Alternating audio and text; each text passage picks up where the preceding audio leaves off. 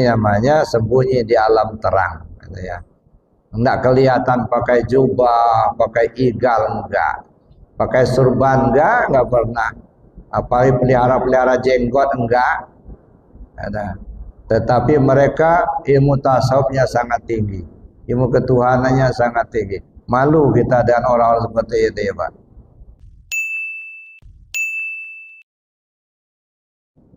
Ilmu tasawuf itu Bapak Ibu dari dulu sampai sekarang nggak berubah. Ya, itulah ilmu tasawufnya. Artinya ilmu tasawuf itu duduk di tauhid, pada akhirnya duduk di tauhid. Ya, menghilangkan keakuan diri dan mengisbatkan hanya kepada Allah semata. Nah, kalau bisa duduk di situ, itu dah inna awliya Allah la khaufun alaihim wa la hum yahzanun. Itu yang ditakuti oleh pemerintah Belanda dulu. Kalau itu sudah berkembang tasawuf, tambah banyak yang berani melawan gitu. Ya, makanya sampai sekarang ini mungkin ada penguasa yang tidak senang kalau tasawuf itu berkembang. Nah, sebab itu tidak ada di hatinya kecuali Allah. Nah, itu namanya berani mati itu nanti jadinya. Satu, yang kedua, orang-orang tasawuf itu yaitu yang selalu dalam pikiran, di hatinya hanya Allah. Jadi makanya apa yang mereka ucapkan itu seringkali terkabul gitu. Karena selalu bersama Allah. Jadi dari dulu sampai sekarang yang namanya kajian tasawuf ya itulah. Ya cuman kadang-kadang ada yang menyalahgunakan gitu ya. Makanya ada istilah orang zaman dulu, boleh ngaji tasawuf itu kalau umurnya sudah 40 tahun dulu. Kenapa? Sudah mampu mengendalikan nafsunya gitu. Cuman kalau sudah 40 tahun baru ngaji, bisa kita bayangkan mata sudah kabur, telinga sudah mulai kurang pendengaran, mau bangun malam sudah kedinginan. Ya, tapi jadilah ya, yang penting kita sudah menginjak usia lanjut. 40 tahun itu kayaknya suatu patokan, penentuan. Bahkan dalam hadis Nabi disebutkan, man balagha umruhu arba'ina sanatan walam yaghlib khairau syarrahu falyatajahaz ilan nar. Siapa orang yang umurnya sudah 40 tahun tetapi kebaikannya tidak mampu mengalahkan kejahatannya, lebih baik lemparkan ke neraka daripada hidup di dunia ini. Lebih baik mati Pak daripada hidup. Artinya apa? Kalau dia mati umur 40 tahun itu, insya Allah nggak terlalu lama nanti di neraka gitu. Nah, tapi kalau bertambah umur terus, sementara kejahatannya bertambah banyak, kebaikannya sedikit, nah khawatir kelamaan nanti di neraka. Ya, jadi kayaknya umur 40 itulah gitu ya. Nah, jadi itu. Jadi yang dulu ya zaman sampai sekarang ya sama aja. Yang namanya ilmu tasawuf itu kan dua Pak. Pertama ilmu tasawuf, yang kedua amaliyah tasawuf, yang ketiga akhlak tasawuf. Nah ini kita bedakan.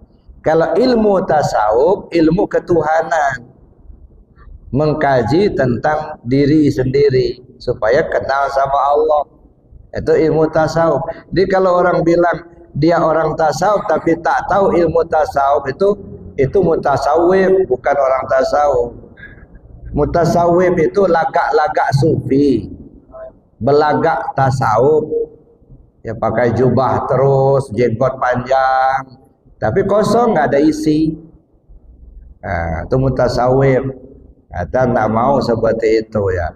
Lebih baik seperti kata Nabi, ya banyak hamba yang sembunyi di alam terang. Ya, mereka tidak ingin dikenal di bumi tapi masyhur di langit. Kata. Di bumi tak banyak yang tahu, tapi di langit para malaikat pada kenal semua. Ini namanya sembunyi di alam terang. Kata ya.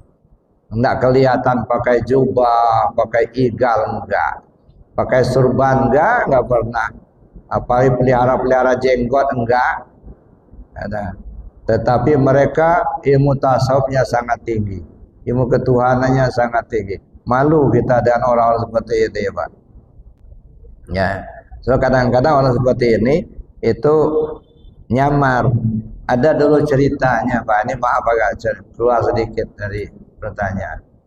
Ada seorang raja itu mengadakan riungan, mengundang semua pembesar negeri, termasuk ulama-ulama besar diundang. Ya, berdatanglah mereka pada harinya. Ya, ada yang pakai jubah, ada yang pakai igal. Ya, namanya ulama-ulama besar, gitu ya. Pakai surban. Gitu. Datang kemudian kakek-kakek, pakaian compang-camping, ya, badannya penuh korengan, nimbrung mau masuk undangan si raja, langsung diusir sama raja, minta makan, nggak dikasih, diusir. Ya, kenapa? Karena dia bukan ulama. Ya, ada pergilah dia. Kebetulan ada salah seorang tamu itu yang sudah mendapat bagian, katakan nasi kotak, dikasihkannya sama kakek itu. Nah, dibawa sama kakek itu. Nasi kakek, ini punya saya aja kek, makan aja kek. Pergilah kakek itu. Ya, nggak lama sudah itu datang lagi si kakek tadi, tapi dengan pakaian yang berbeda. Dia sudah pakai jubah, pakai igal, pakai surban, pakai tongkat. Nah, hadap ke raja, langsung disuruh sama raja, silakan masuk ulama besar, itu ya. Masuklah. Sudah masuk begitu, akhirnya pendek cerita tiba saatnya makan. Nah, ketika itu kan nampaknya makannya masih dihidangkan, bukan prasmanan, dihidangkan gitu. Udahlah, para ulama-ulama tadi sudah mulai, ada yang sudah ambil nasi, ambil sayur, mau makan. Nah, yang satu kakek ini tadi, jubahnya dibukanya, surbannya dibukanya, dilipat, igalnya dibukanya, dilipatnya, ditaruhnya di atas piring. Apa katanya? Wahai jubah, wahai igal, silakan kalian makan. Karena raja mengundang kalian, raja tidak mengundang saya. Yang diundang raja, kalian si jubah, kalian si igal, itu yang kalian diundang, silakan makan. Pergi si kakek tadi, nggak makan dia. Karena raja mengundang kalian, dia nggak mengundang saya. Nah, terus pergi dia. Nggak lama sudah itu ketemulah si ibu yang ngasih makanan tadi.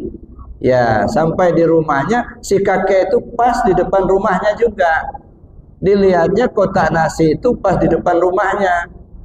Kek, ini nasi tadi, udah ambil aja punya kamu katanya. Ya, silakan ambil, manfaatkan. Dibuka, nasi itu sudah jadi emas semua. Si nasi tadi. Rupanya yang datang itu adalah Nabiullah Khidir alaihissalam. Nah, ini kan sembunyi di alam terang. Ya, orang hanya menganggap yang igal, yang baju besar, itu yang ulama besar. Ternyata ini si kakek tadi, itulah ulama besar, Nabi Khidir itu. Ya, itu. Jadi jangan pernah kita melihat orang lain hanya aksesoris, Pak. Ya. Mentang-mentang dia sarjana, mentang-mentang profesor, doktor, kayaknya hebat betul, belum tentu, Pak. Nah, banyak kita yang tak tamat SD tapi ahli ketuhanan, Pak. Nah, jangan pernah kita meremehkan orang lain. Nah, jangan terpukau dan aksesoris. Ya, apakah dia pakai jubah, pakai sorban, tak ada urusan. Nah, yang kita lihat isinya, berisi enggak? Ada. Jadi itu ilmu ketuhanan. Ya, yang kedua amaliyah tasawuf. Amaliyah tasawuf itu zikir, ilmu tarekat. Maka tak ada ulama tasawuf yang tak pakai ilmu zikir. pasti itu. Ilmu tarekat. Nah, ini dua ini yang penting, ilmu tasawuf dan amalia tasawuf. Yang ketiga akhlak tasawuf. Nah, kalau akhlak tasawuf itu buah daripada ilmu dan amal. Akhlaknya dia penyabar, dia pemurah, dia qanaah, dia ikhlas, dia wara, itu akhlaknya. Ya, kita ini kadang-kadang belajar tasawuf yang disuguhkan akhlak-akhlak itu gitu. Ya, sementara umur kita ini sudah kasab, bentar lagi matahari tenggelam. Nah, kita dijejal-jejal dengan akhlak-akhlak terus gitu. Mana ilmunya, mana amalnya gitu. Yang penting itu Pak kalau belajar tasawuf. Ilmu tasawufnya mana? Ilmu ketuhanan, mengenal Allah. Itu ilmu tasawuf. Ya, amal tasawuf zikir, zikir jahat, zikir khafi, zikir dengan ismu zat. Ingat Allah dengan zikir kepada Allah. Nah, tanpa itu kita hanya diberi bayang-bayang, tapi tidak diberi yang asli, yang sesungguhnya. Jangan tertipu, Pak. Nah, kita tidak ada waktu lagi untuk bermain-main. Waktu kita sudah sangat sempit. Nah, yang kita cari sekarang mana pegangan hidup, mana tompangan mati. Maka saya dari dulu saya bilang, udahlah nggak usah mikir-mikir pahala-pahala itulah. Ada. Ini enggak mikirin pahala terus itu. Ngamal ini dapat pahala, ngamal ini dapat pahala. Itu. Emangnya bisa dibeli dengan pahala surga itu? Ya enggak lah. Itu. Udah kesampingkan dulu lah. Pahala dan dosa itu sebab akibat dari perbuatan kita sendiri. Berbuat baik kita dapat pahala, berbuat jahat dapat dosa. Udah gitu aja. Hindari perbuatan jahat, laksanakan perbuatan baik. Nggak usah ngitung-ngitung pahala. Nah, yang kita pikirkan gimana kembalinya diri kita ke Allah. Itu dulu. Waktu sangat sempit.